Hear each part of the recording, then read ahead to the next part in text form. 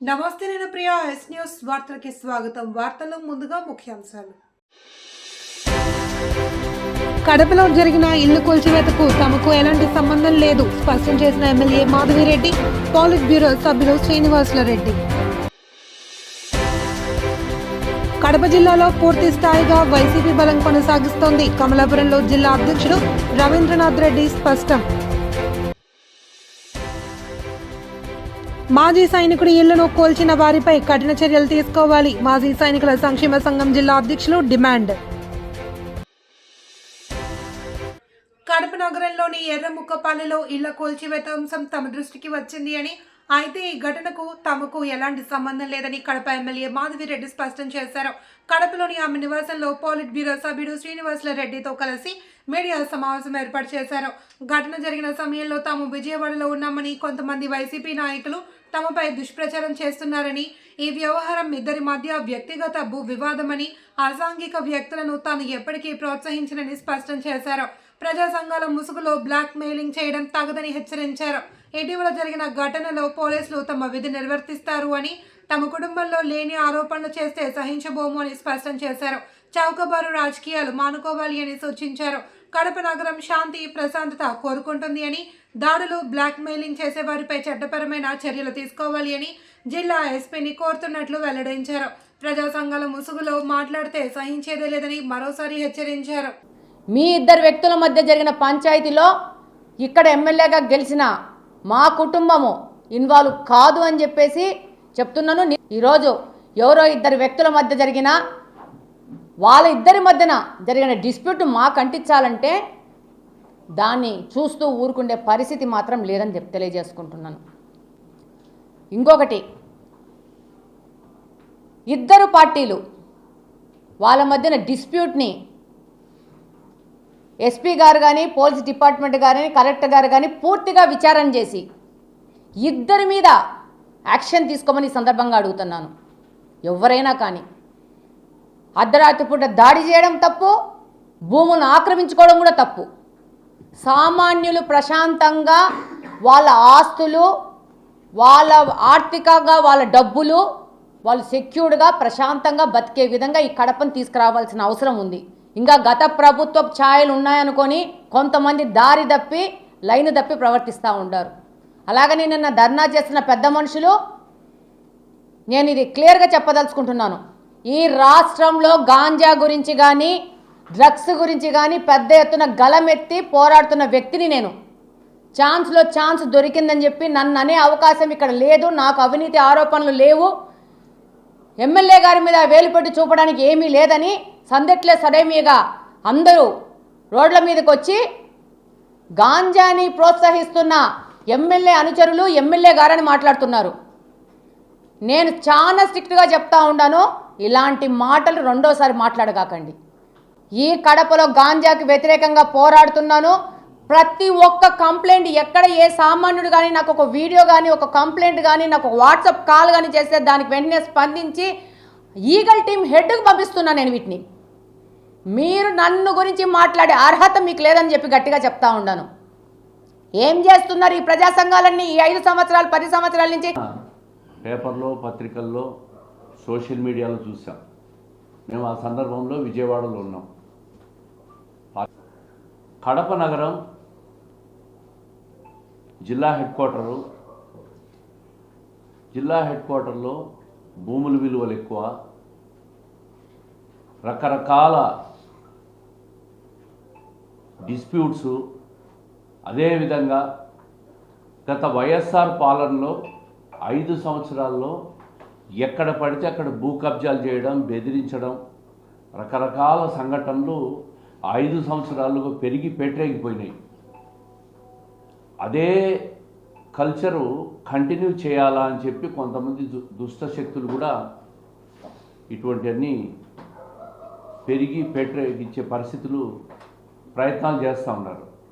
ఆ సందర్భంలో ఆ జరిగిన ప్రతి సంఘటనను కూడా ఎమ్మెల్యే మీద కానీ, మా కుటుంబం మీద కానీ, మా మీద కానీ ఆపాదించే ప్రయత్నం చేస్తూ ఉన్నాయి.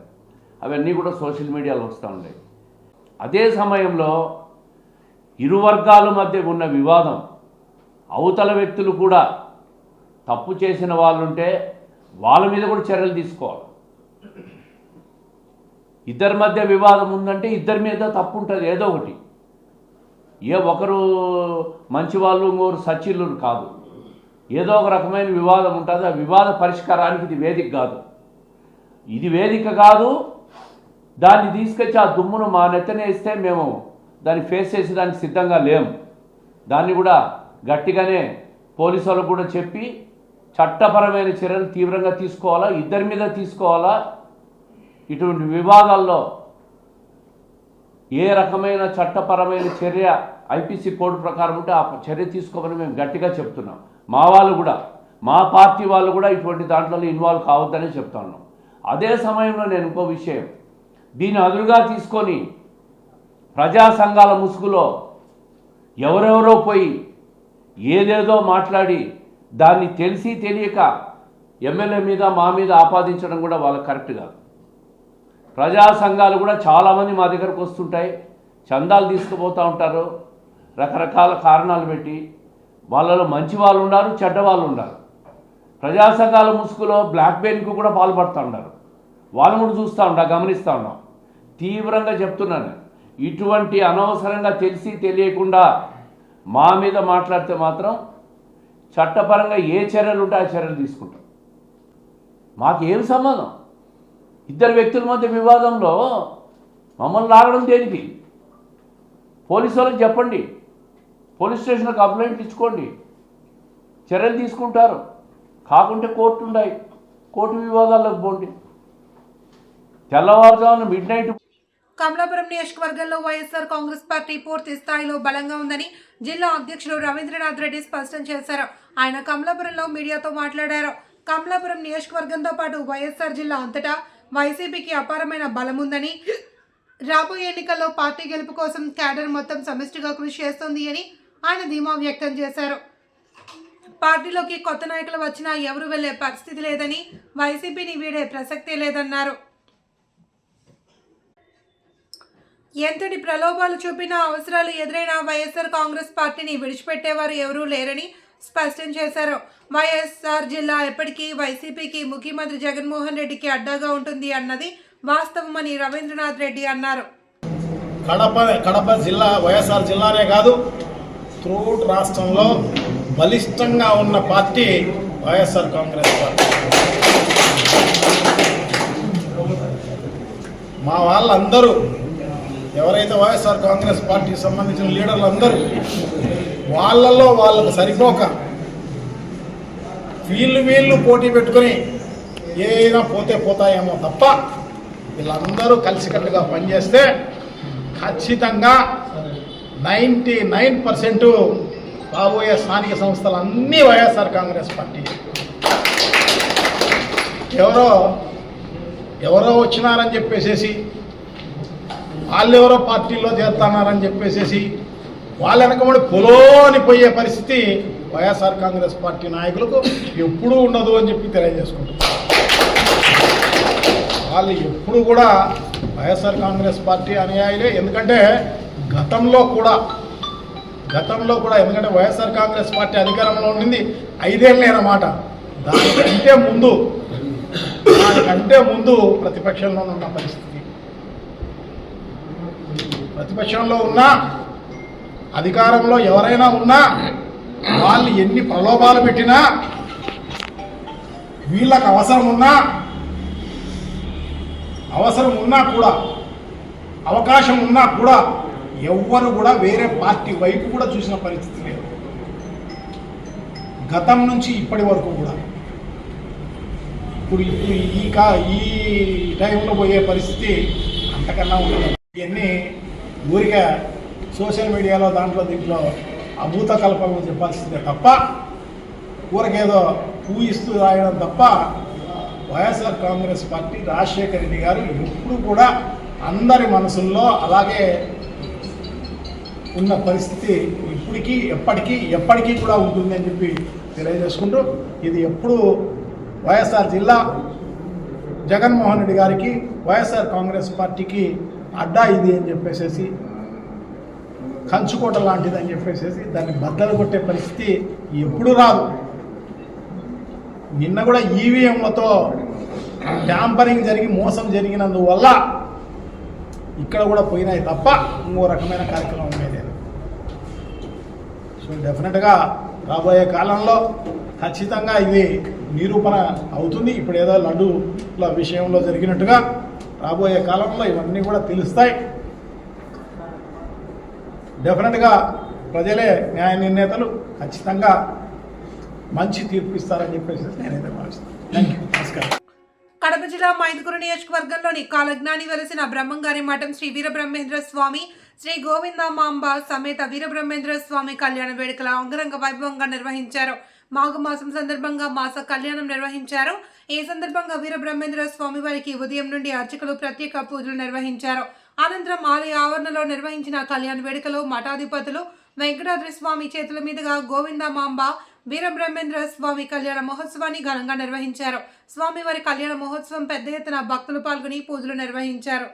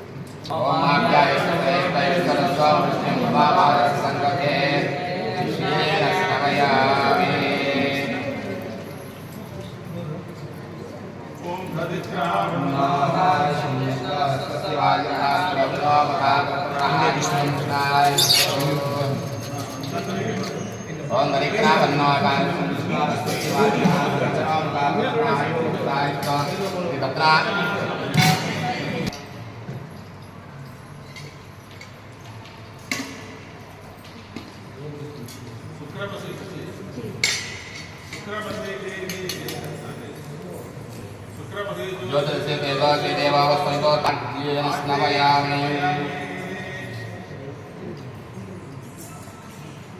भगवत्पाद गोविन्दः मध्योरस्तरः पिता मधुमानो नस्तः मधुमानस्विहां मातेर् गावः भवन्तः पुनः स्नवयामि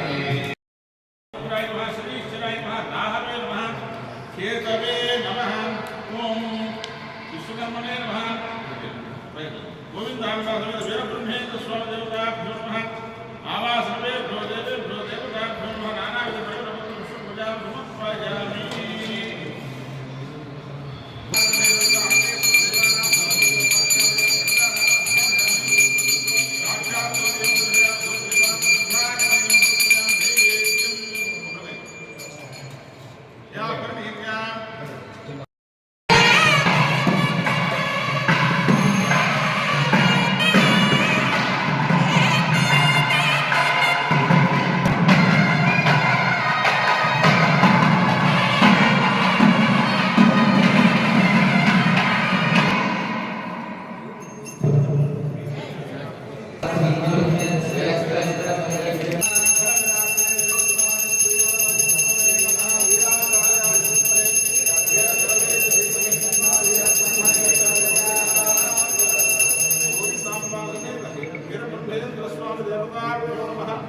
कल्याण आरंभ महोत्सव समिति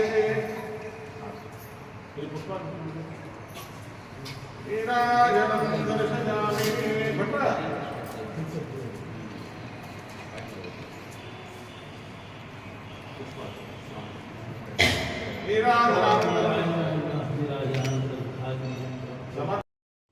రిపబ్లిక్ డే రోజు కడప నగరంలో అర్ధరాత్రి అన్యాయక అరాచక శక్తులు జేసీబీలతో కూల్చిన మాజీ సైనికుల సట్టి నరసింహులు కుటుంబ ఇళ్లను కూల్చేసిన ఘటన దారుణమని మాజీ సైనికుల సంక్షేమ సంఘం జిల్లా అధ్యక్షులు దాసరి రమణ విమర్శించారు. ఇళ్లు కూల్చేసిన ప్రాంతాన్ని పరిశీలించి మాజీ ఆర్మీ నరసింహులు చిత్రపటానికి పూలమాల వేసి నివాళి అర్పించారు. ఈ అమానవీయ ఘటనను ఖండించిన బాధిత కుటుంబ సభ్యులను పరామర్శించి ధైర్యం చెప్పి కేంద్ర రాష్ట్ర ప్రభుత్వాలు మాజీ ఆర్మీ బాధిత కుటుంబానికి సత్వరమే న్యాయం చేయాలి అని సైనికుల సంక్షేమ సంఘం జిల్లా అధ్యక్షులు దాసరి రమణ తదితర మాజీ సైనికులు డిమాండ్ చేశారు. కడప నగరంలో ప్రజాస్వామ్యాన్ని అపహాస్యం చేస్తూ అర్ధరాత్రి మాజీ సైనికుడి ఇళ్లను కూల్చడం ఎంతవరకు సమంజసమన్నారు. ఇంటిని కూల్చిన వారిపై పోలీసులు అధికారులు తక్షణమే కఠిన చర్యలు తీసుకోవాలి అని వారు కోరారు. ఈరోజు జరిగినటువంటి మా మాజీ సైనికుడు నరసింహ గారు వారు 1962లో యుద్ధంలో కూడా పాల్గొనడం జరిగింది.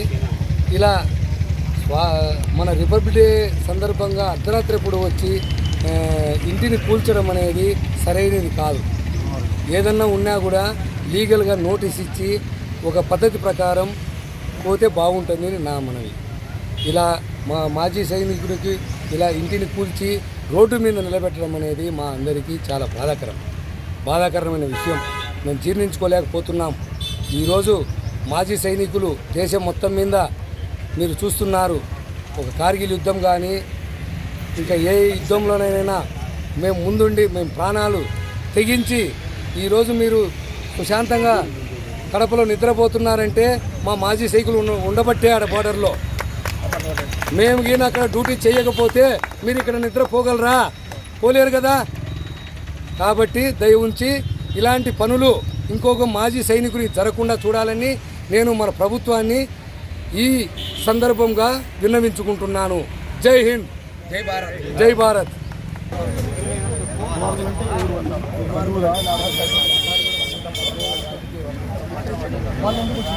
వాళ్ళందరూ ఈ పటాలు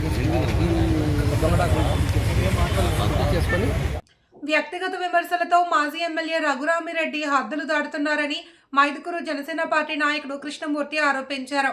మైదుకూరు మాజీ ఎమ్మెల్యే రఘురామిరెడ్డిపై తీవ్ర ఆరోపణలు చేశారు. ఈ సందర్భంగా ఆయన మాట్లాడుతూ రాజకీయ విమర్శలు పాలనా విధానాలపై ఉండాలి గాని వ్యక్తిగత హసనం దాకా వెళ్లడం సరికాదని, వ్యక్తిగత విమర్శలు చేసి మీ వ్యక్తిత్వాన్ని మీరే కోల్పోయారా అంటూ ప్రశ్నిస్తున్నారు. ఎమ్మెల్యే సుధాకర్ యాదవ్ చొరవతోనే నియోజకవర్గానికి జిల్లాలోనే అత్యధికంగా 5 రాష్ట్ర స్థాయి పదవులు దక్కాయని, ఈ వాస్తవాలను కాదని చెప్పగలరా అంటూ సూటిగా నిలదీస్తున్నారు. గతంలో మీ పార్టీలోని ఓ యువనేతకు కార్పొరేషన్ చైర్మన్ పదవి రావడాన్ని అడ్డుకున్నది మీరు కాదా అంటూ ప్రశ్నించారు. మున్సిపల్ చైర్మన్ను జెండా ఎగురవేయనివ్వకుండా అవమానించిన ఘటనకు కారణం మీరు కాదా అంటూ వరుస ప్రశ్నలు సంధిస్తున్నారు. ఉద్యోగస్తుల మీద, అధికారుల మీద మీరు ఒత్తిడి పెట్టకుండా, ఒకవేళ మీరేమైనా సలహాలు, విలువైన సలహాలు, సూచనలు ఇస్తే నేను స్వీకరిస్తాను. ఒకవేళ మీ ఎంపీ ల్యాండ్స్ నుంచి కానీ జెడ్పీ చైర్మన్ గా మీ వాళ్ళు ఉన్నారు కదా, ఏమైనా ఫండ్స్ తీసుకొని వస్తే కలిసి మనం అభివృద్ధి చేద్దామని చెప్పి చాలా హుందాగా ఆయన మాట్లాడడం తెలిసింది. అయితే 4 సార్లు శాసనసభ్యులుగా పనిచేసినటువంటి రఘురామిరెడ్డి గారు రాజకీయ విమర్శలు చేసినప్పటికీ అది శృతి మించి వ్యక్తిగత విమర్శలు, తర్వాత కుటుంబం వరకు వెళ్లే ప్రయత్నం చేయడం అనేది నిజంగా హర్షించదగ్గ విషయం కాదు. కూటమిలో ఉన్నటువంటి జనసేన పార్టీ నాయకులుగా ఈరోజు పెద్ద ఆయనకు కొన్ని వివరాలు చెప్పాలనుకునే ప్రయత్నం చేస్తున్నాం. అందులో ముఖ్యంగా మీరు ఏదైతే ఆయన చెప్పారు, ఏది ఒక డిజిటల్ అరెస్ట్ పేరిట ఆయన బాధించబడి డబ్బు పోగొట్టుకుంటే దాన్ని వక్రీకరించి చెప్పే ప్రయత్నం చేశారు. మరి ఇక్కడ నేను సూటిగా ఒక విషయం ఆలోచించుకున్నాను. పెద్ద ఆయన రఘురామిరెడ్డి గారు ఇప్పటికీ మీరంటే మాకు గౌరవం కాబట్టి, మరి మాజీ ఐపీఎస్ జేడీ లక్ష్మీనారాయణ గారు, ఆయనే మన మీ అధినాయకుడిని 30 తిప్పలు పెట్టి 3 చెరువులు నీళ్ళు లభించిన జేడీ లక్ష్మీనారాయణ గారి వైపు కూడా డిజిటల్ అరెస్ట్ పేరిట సుమారు ₹1 కోటి పోగొట్టుకునింది. మరి చట్టాల పట్ల ఆయనకు అవగాహన లేదా? మరి ఆయనలో సగమైనటువంటి వారి సతీమణికి అవగాహన లేక అరెస్ట్ అయిందా? లేక వారిని కూడా ఇలాగే ఒక దాటి కట్టేసి ప్రయత్నం చేస్తారా? ఇంకా తేలిపుట్టిన దొంగల్లో వైసీపీలో చాలా మంది డిజిటల్ అరెస్ట్ పేరిట చాలా జరిగినా కూడా బయటికి చెప్పుకుంటే పరుగు పోతుందని చెప్పి మాట్లాడలేదు. హుందాగా నిజాయితీగా ఉన్నాడు కాబట్టి ఆయన కంప్లైంట్ ఇచ్చి ఎవరైతే వ్యక్తులు పాల్పడ్డారో ఢిల్లీ నుంచి అరెస్ట్ చేసి ఇక్కడ తీసుకొచ్చి రిమాండ్ తీసుకొచ్చి ఇక్కడ కోర్టులో ప్రొడ్యూస్ చేశారు. సాటి ఎమ్మెల్యేగా మీరు పనిచేసిన తర్వాత ఒక బాధితులుగా ఆయనకు మీరు సంఘీభావం ప్రకటించాల్సి పోయి దాన్ని వ్యక్తిగతంగా మాట్లాడడం అనేది నిజం మీ స్థాయికి తగదు. ఇక రెండో విషయం, సంక్రాంతికి ఆయన రాలేదు అని చెప్పి చెప్తున్నారు. గతంలో ఎన్ని సంక్రాంతికి ఆయన వచ్చారు, ఎంత అట్టహాసంగా జరిగిందన్న విషయం తెలిసిందే. 2024లో కూటమి అధికారంలోకి వచ్చిన తర్వాత మైదుకూరు పట్టణ ప్రజలు చిరకాల వాంఛైనటువంటి శ్రీకృష్ణదేవరాయల విగ్రహం పెద్దదిగా స్థాపించి అట్టహాసంగా పార్బేట రోజు దాన్ని ప్రారంభించి మైదుకూరు పట్టణ ప్రజలకు ఒక గౌరవము కల్పించారు. ఇంకా మాట్లాడితే కనుక మరి మీ అధినాయకుడు జగన్మోహన్ రెడ్డి గారు మరి ఎక్కడైనా ఉన్నాడా? బెంగళూరుకి పరిమితమయ్యారు. ఇంకా చెప్పాలంటే తిరుమల సెట్టుని ఇంటికి వేయించున్నారు. బహుశా మీలాంటి చావు తెలివితేటలు మా ఎమ్మెల్యే గారికి లేకపోవడంతో ఒకవేళ ఈ సంక్రాంతి పార్వేట ఉత్సవం సెట్టు ఆయన హైదరాబాద్ వేయించుకోవడం మర్చిపోయారు. నెక్స్ట్ టైం మీలాంటి తెలివితేటలు ఆయన ముందు తెచ్చుకుంటారని చెప్పి మేము అనుకుంటున్నాం, కానీ చేయరని మేము ఆలోచిస్తున్నాం. మరి ఇంకొకసారి చెప్తే కనుక మీరు కులాల మధ్య కుంపటి పెట్టే ఒక రాక్షస ప్రయత్నం చేస్తున్నారు. కడప జిల్లాలో విద్యార్థులకు మెరుగైన వసతులు కల్పించడంలో ఏమాత్రం నిర్లక్ష్యం వహించినా సహించేదే లేదు అని గౌరవ శాసన మండలి సభ్యులు భూమిరెడ్డి రామ్ గోపాల్ రెడ్డి హెచ్చరించారు. కడప నగరంలోని మరియాపురం మరియు శంకరాపురం ప్రాంతంలో ఉన్న ప్రభుత్వ సాంఘిక సంక్షేమ బాలికల హాస్టల్ నెంబర్ 1 మరియు నెంబర్ 2లను ఆయన ఆకస్మికంగా తనిఖీ చేశారు. హాస్టళ్ల నిర్వహణ కేవలం రిజిస్టర్ల ఫైళ్లకే పరిమితం కాకుండా విద్యార్థుల జీవన ప్రమాణాలకు అనుగుణంగా ఉండాలి అని ఎమ్మెల్సీ స్పష్టం చేశారు. గదుల పరిశుభ్రత, పడకలు, తాగునీటి సరఫరా, మరుగుదొడ్ల పరిస్థితిని ప్రత్యక్షంగా పరిశీలించి కనీసం సౌకర్యాల విషయంలోనైనా రాజీ పడితే కఠిన చర్యలు తప్పవని అధికారులను హెచ్చరించారు. వంటగదుల పరిశుభ్రత, ముడి సరుకుల నాణ్యత, భోజనం వడ్డించే విధానంలో ఎక్కడైనా లోపాలుంటే సంబంధిత అధికారులతో బాధ్యత నిర్ణయించి చర్యలు తీసుకోవాలి అని ఆదేశించారు. హాస్టల్ విద్యార్థులతో నేరుగా మాట్లాడి ఎమ్మెల్సీ మీ ఆరోగ్యం, భద్రత విషయంలో ప్రభుత్వం రాజీ పడదు, భయభ్రాంతులకు గురి కావాల్సిన అవసరం లేదని విద్యార్థులకు ధైర్యం చెప్పారు.